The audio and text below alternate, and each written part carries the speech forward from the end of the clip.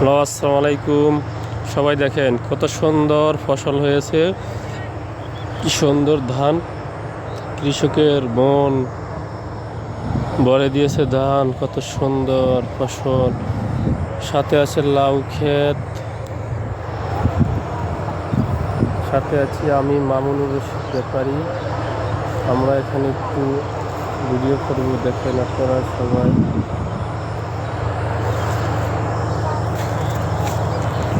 কত সুন্দর ক্ষেত, কত সুন্দর ঘোরার জায়গা। এটা হচ্ছে পানি দেওয়ার ড্রেন, আপনারা কি বলেন জানি না।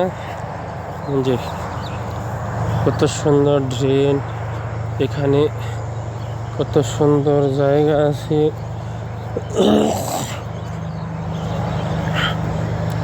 এই যে এখান দিয়ে পানি যাচ্ছে,